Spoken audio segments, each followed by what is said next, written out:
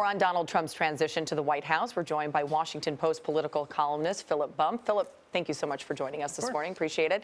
We watched over the last couple of days that Mike Pence is now taking over the transition team for Trump. Does this effectively kind of move Chris Christie out of the inner circle, or what's with this? Yeah, I mean, we'll have to see. I mean, obviously, there are a lot of cabinet appointments and a lot of positions that can be filled in the White House. But obviously, Chris Christie has this cloud over him. The whole Bridgegate scandal is very unpopular in his home state of New Jersey. Two of the people involved in that were just recently convicted of crimes for it. So there are a lot of reasons why Chris Christie is not a political asset at this point in time.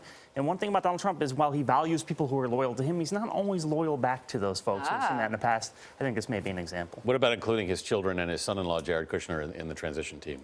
Yeah, I mean, there are a lot of questions there. I mean, you heard Earl Burnett a little while ago talking about a potential conflict of interest. These are theoretically, they are going to be running the Trump businesses. And while we've been talking about a blind trust, it's not really a blind trust because Donald Trump obviously knows what the businesses are. It's not as though they're liquidating all of the Trump assets and putting the investment into something else. So we'll have to see. It's a totally abnormal situation, obviously, for a president, and we'll have to see how we navigate it. We've been watching as these protests keep erupting across the country, third night in a row. Donald Trump took to Twitter one way and then the other way. You wrote about this yesterday. Does he need to heal the country and maybe use social media to do that? Well, yeah, I mean, I think it is very much the case. So the people that are out there on the ground, there are people who are very unsettled by what they heard from Donald Trump, from his campaign rhetoric, which, again, he hasn't walked back from. And Donald Trump's response to it was to blame the media and to call it somehow unfair. I mean, this is a guy who won the Electoral College vote. He's probably going to end up losing the actual popular vote by at least 1 million votes. And it really is incumbent upon him to figure out how he demonstrates to communities that are concerned about his presidency that he will not leave them out in the cold, and I'm not sure that first tweet did much to that effect. What do you make of the indication already that he's willing to compromise on the Affordable Care Act? Right. I'm not surprised. I mean, the repeal and replace slogan was always a good slogan, particularly for Republicans who knew that President Obama wasn't going to actually sign any law repealing it. But, it's very popular to have pre-existing conditions covered and for people to stay on their parents' plans.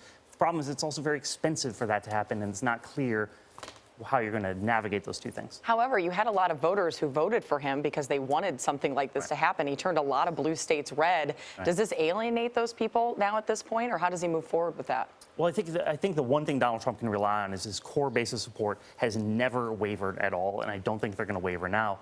The question is, there are a lot of people who voted for him because they didn't like Hillary Clinton. Are those folks going to remain excited about the choice that they just made if he starts backtracking or I mean, like this drain the swamp thing? He's hired a bunch of lobbyists, or he's talking to a lot of lobbyists about what he's going to do. Like, are those the sorts of things that are going to keep? Yeah, he said no lobbyists, and now he has people on the team. Things change. What do you think the most critical appointment he's going to make here as he heads to the White House is going to be? I would say probably chief of staff. And what do you make of the names in the list so far? Sure. So, I mean, Steve Bannon, who's the head of Breitbart News, is one of the people that's being talked about. I mean, look, we also don't know. Donald Trump puts a lot of names out there, and his people put a lot of names out there. We're not really sure about who's actually in the mix here.